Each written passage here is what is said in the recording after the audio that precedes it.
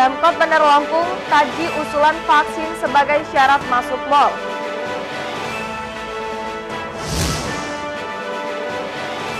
Rekonstruksi pembunuhan perempuan dalam kamar kos di Lampung Selatan.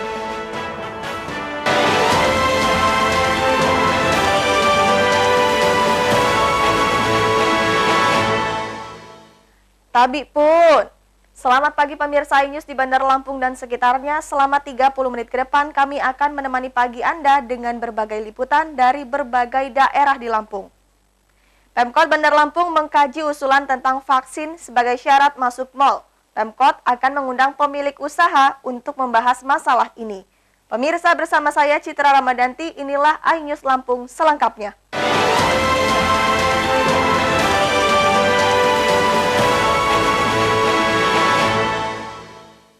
Pemirsa, Gubernur Lampung Arinal Junaidi marah dan memberikan tanggapan keras terhadap statement Mendikbudristek Nadiem Anwar Makarim terkait larangan pelaksanaan pembelajaran tatap muka di 7 wilayah.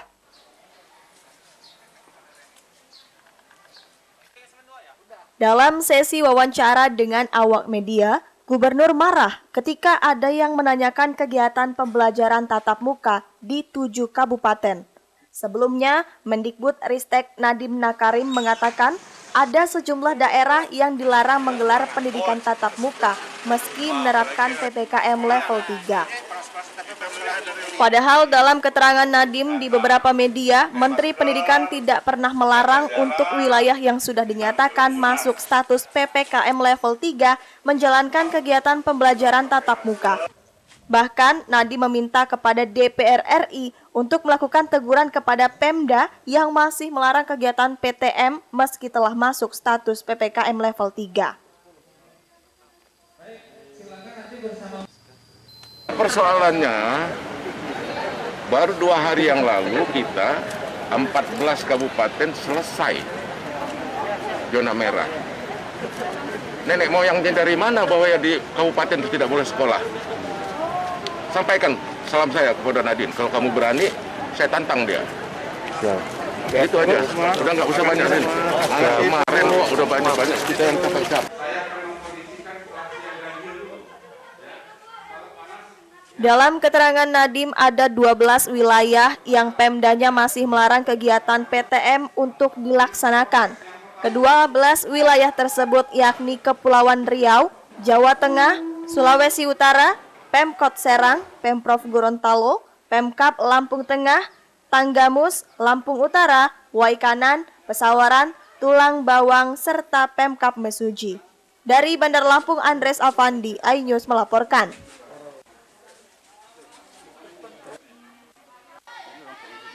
Sementara itu, Kota Bandar Lampung meneruskan status pemberlakuan pembatasan kegiatan masyarakat atau PPKM level 4. Hal ini sesuai instruksi pemerintah pusat yang diperpanjang hingga 6 September 2021 mendatang.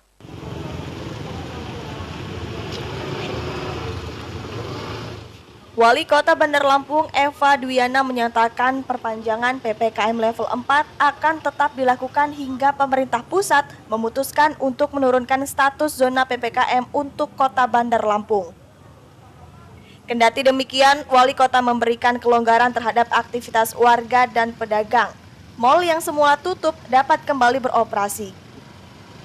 Pemkot juga akan memanggil pengelola mal, hotel, kafe untuk menginformasikan bahwa sudah bisa buka kembali dengan syarat sesuai dengan aturan, yakni memperketat protokol kesehatan. Wali Kota juga mengingatkan kepada warga untuk tetap menjaga mobilitas meskipun kasus terpaparnya COVID saat ini sudah turun. Kita sudah mendapatkan himbauan dari pusat, Kota Bandar Lampung, walaupun tingkat bornya sudah turun dan juga terpaparnya sudah turun, tapi kita masih level 4 karena mobilitas dan ada beberapa yang sudah bisa buka seperti mall. Sekarang itu sudah semuanya bisa berjalan, terus ada beberapa kriteria lagi yang sudah bisa jalan. Tapi Bunda Eva akan memanggil dari pengusaha mal dulu, ya, sama hotel, kafe, restoran. Akan kita panggil mungkin besok supaya kita informasikan bahwa dengan buka dengan persyaratan sesuai dengan yang diterapkan oleh kementerian dan juga dari kita. Dan ini kita harus memang kerjasama yang baik. Diketahui, meskipun Kota Bandar Lampung telah masuk zona oranye penyebaran COVID-19, namun pemerintah pusat tetap memberlakukan Bandar Lampung PPKM level 4. Dari Bandar Lampung, Ruslan AS, iNews melaporkan.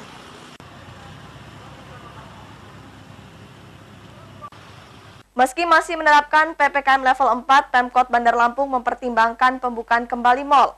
Wali Kota akan mengundang pemilik mal untuk mengkaji usulan vaksin sebagai syarat masuk mal.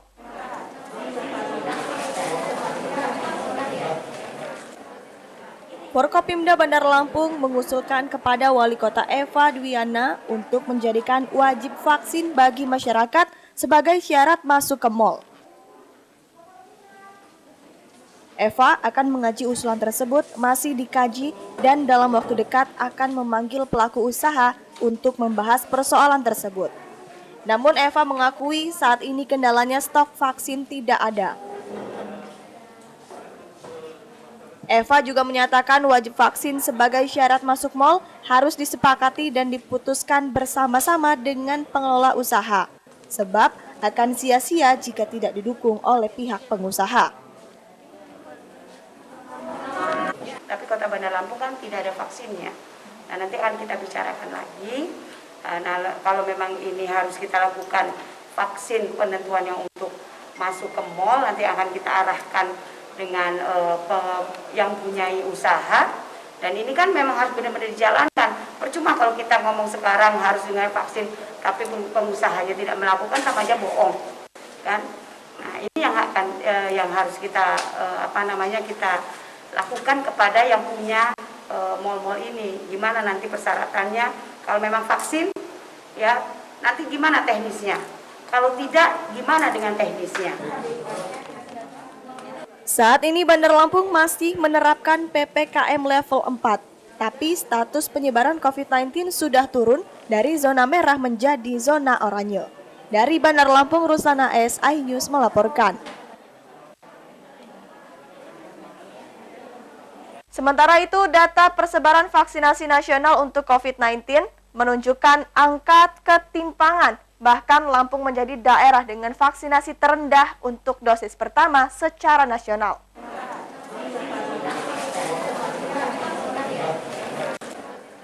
Pencapaian vaksinasi Lampung yang rendah secara standar nasional yakni 10,80%.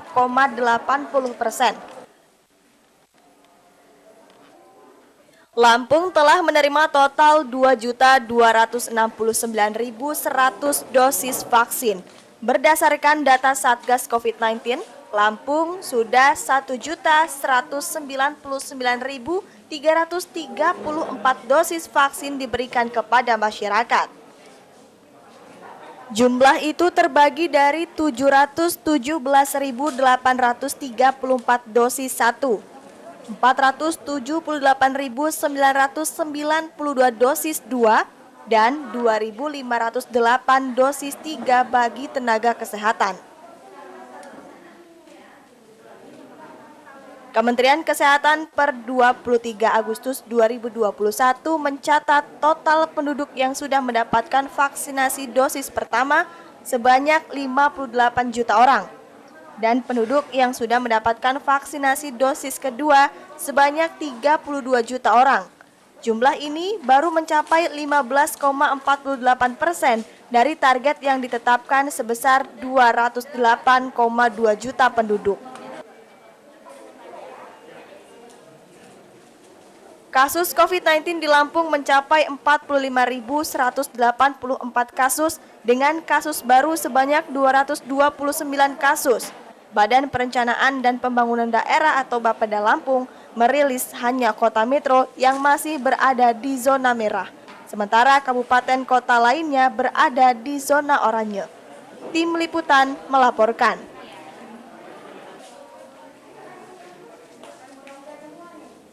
Pemirsa, setelah jeda pariwara berikut kami kembali dengan liputan tentang rekonstruksi pembunuhan perempuan dalam kamar kos di Lampung Selatan. Tetaplah bersama kami.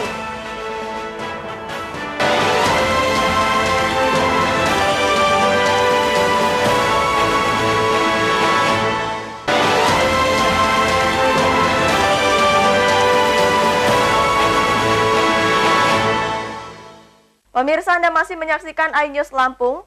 Tersangka pembunuhan PSK di kamar kontrakan di Kalianda, Lampung Selatan menjalani rekonstruksi di tempat kejadian perkara. Dalam rekonstruksi terungkap jika pelaku juga melarikan diri dengan membawa sepeda motor dan ponsel korban. Yang istirahat di dalam kebun-kebun warga di daerah Lampung Timur. Satreskrim Polres Lampung Selatan melakukan rekonstruksi pembunuhan terhadap S. S dibunuh di kamar kontrakannya di Desa Kedaton, Kalianda. Diketahui korban merupakan warga Sumatera Selatan yang tinggal di Kalianda dengan berpindah-pindah kontrakan. Ia bekerja dengan melalui pesan di media sosial. Dalam rekonstruksi tersebut, terdapat 40 adegan di mana pelaku RS melakukan pembunuhan tersebut. Terungkap jika RS meminjam ponsel rekannya untuk menghubungi korban. Setelah janjian, pelaku langsung menuju kontrakan korban. Keduanya sempat berhubungan intim, namun RS bertengkar dengan korban karena merasa tidak puas dengan pelayanan korban.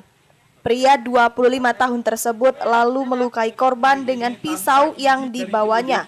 Korban tewas dengan sejumlah luka tusuk. Rekonstruksi sesuai dengan kronologi yang diceritakan tersangka.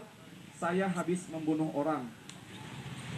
Sebagaimana yang dijelaskan oleh tersangka bahwasanya dari tahapan-tahapan daripada dia melakukan dari rumahnya sampai ke lokasi tersebut dalam sini ini itu sudah sesuai dengan apa yang disampaikan oleh tersangka.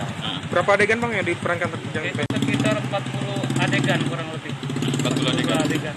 Terus upaya kita terhadap tersangka, ini kan kita melakukan pembelaan terhadap tersangka nih. Seperti apa? Nanti kami akan melakukan upaya pembelaan terhadap tersangka ini. Namun karena proses ini masih dalam tahap penyelidikan, kita tunggu nanti perkembangan. Di HP milik saksi Dwi yang sempat dipinjam oleh tersangka yang Warga Lampung Timur tersebut pergi membawa ponsel serta sepeda motor korban. Di perjalanan pulang ke arah Ketapang, pelaku berhenti menghapus aplikasi yang digunakannya untuk berkomunikasi dengan korban dan melepas SIM card HP korban. Dari Lampung Selatan, Heri Fulistiawan, iNews melaporkan. pada hari Jumat. Masih dari Bandar Lampung, seorang pengemudi ojek daring di Bandar Lampung menjadi korban penganiayaan. Video penganiayaan korban viral di media sosial.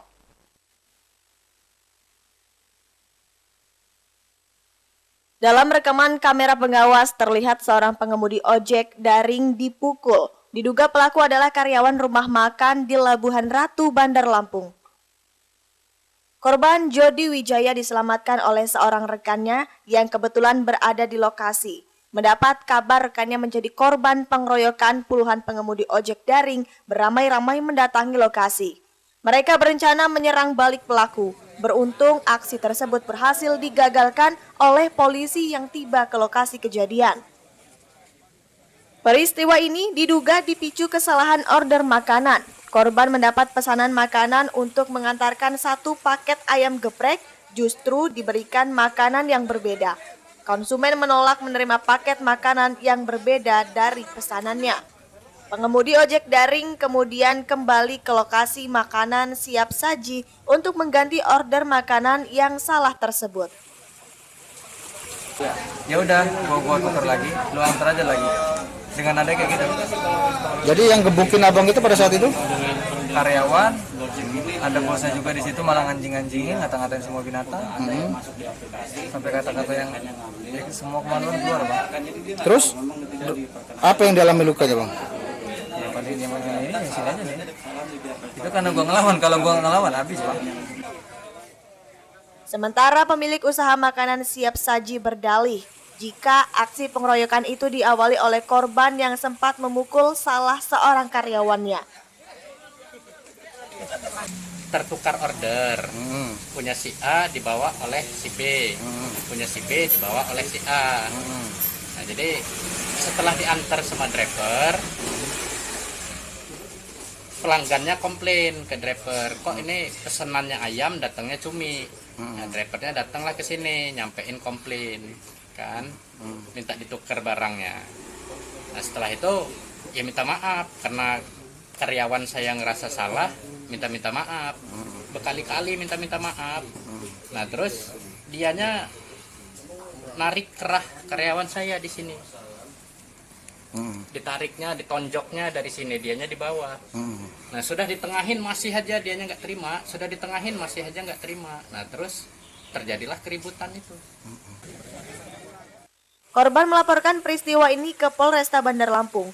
Polisi masih memeriksa korban dan menyita rekaman kamera pengawas CCTV sebagai bahan penyelidikan. Dari Bandar Lampung, Andres Avandi, iNews melaporkan.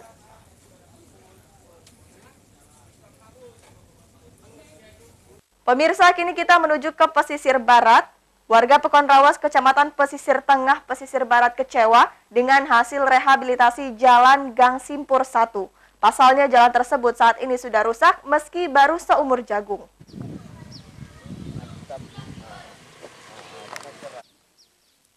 Rehabilitasi Jalan Gang Simpur 1 yang dikerjakan oleh CV Eka Wijaya dengan pagu anggaran sebesar Rp191 juta terlihat sudah banyak mengalami kerusakan. Semen batu dan pasir yang digunakan sudah banyak yang terpisah. Warga setempat menilai dalam pengerjaan rehabilitas jalan tersebut syarat akan korupsi juga pengurangan bahan baku yang dipakai. Berdasarkan pantauan, kerusakan yang terjadi adalah jalan yang bergelombang. Permukaan jalan mengelupas, pinggiran jalan ambrol, lalu di sepanjang jalan sudah banyak yang berlubang. Komposisi batu yang dipakai juga kebanyakan memakai ukuran 2/3 dan hampir tak ada batu yang berukuran 1/2. Warga kecewa dengan hasil pekerjaan. Awalnya masyarakat sekitar bersyukur dengan adanya rehabilitasi jalan, namun setelah selesai dikerjakan, hasilnya justru mengecewakan. Tanggapannya itu sangat buruk, Bang. Pekerjaan itu belum sampai 2 bulan, sudah rusak, terus banyak pasir daripada batu. Gelombang, kiri kanan tidak lurus, hancur. Ya kita lihat juga udah mulai tabur, Pak ya. Mulai tabur itu dah. Harapannya sebagai masyarakat? Perbaiki kembali, jujurlah bekerja, jangan tidak jujur. Pekerjaan tersebut baru selesai dikerjakan kurang lebih 2 bulan lalu. Kegiatan ini bersumber dari APBD Pesisir Barat tahun 2021. Dari Pesisir Barat, Enrico Ngantung, iNews melaporkan.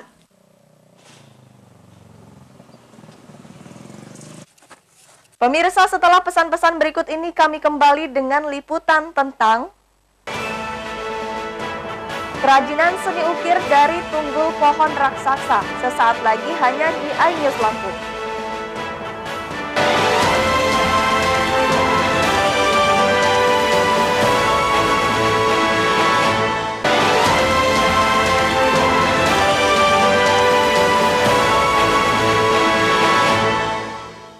Pemirsa, tunggul pohon tidak selamanya menjadi limbah. Perajin kreatif bisa mengubahnya jadi aneka perabot seperti meja kursi dan hiasan rumah.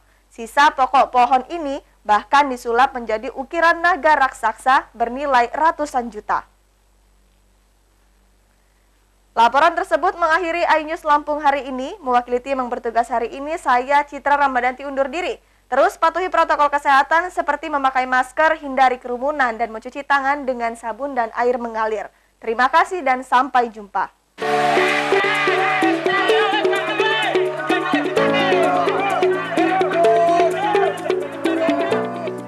Galeri Seni Ukir Kayu Mulyono di Jalan Cendana, Kelurahan Tanjung Senang, Bandar Lampung, menggarap patung naga raksasa.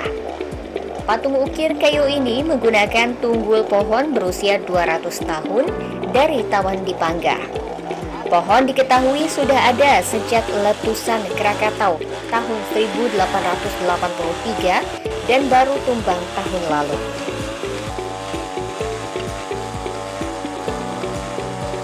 Ukiran naga raksasa butuh waktu lama.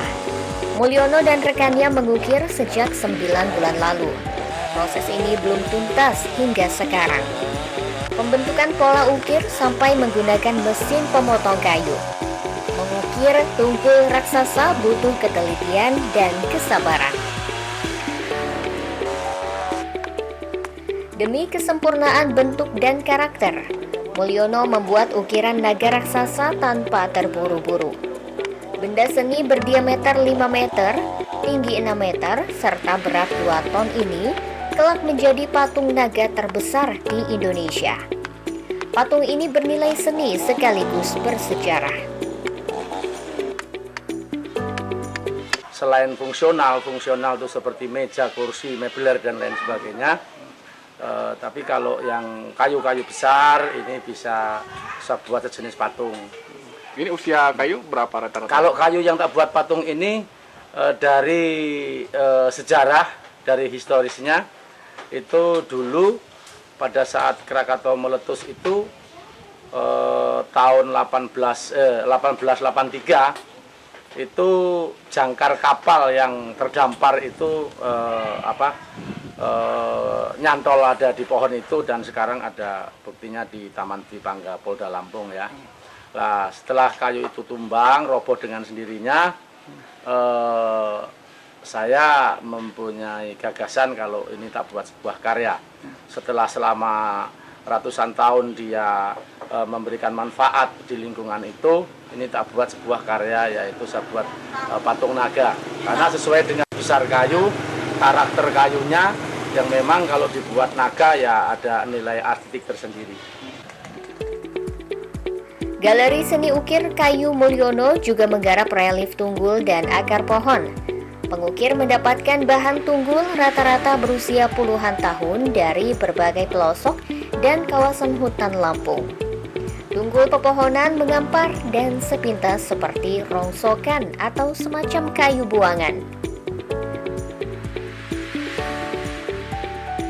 Galeri Ukir Kayu Mulyono menjual aneka barang seni fungsional dengan harga bervariasi 3-40 juta rupiah. Kerajinan bernilai 3 juta antara lain meja ukir, sementara relief terjual 40 juta. Mulyono berkarya demi keindahan. Harga menjadi relatif jika pembeli menganggap karyanya memang bernilai seni tinggi. Itu berkarya itu yang penting ngikutin pikiran, tangan, apa yang menjadi kemauan kita jalankan, kita aplikasikan dalam bentuk barang. Setelah itu kita menikmati, setelah kita bangga, lah terlepas nanti ada yang berminat atau ingin memiliki, ya silakan saja. Yang penting tahu nilai-nilainya bahwa ini adalah nilai seni yang patut kita hargai, yang konon dari zaman dahulu juga nenek moyang leluhur kita juga meninggalkan budayanya lewat seni. Mulyono merintis ukir kayu sejak tahun 1991.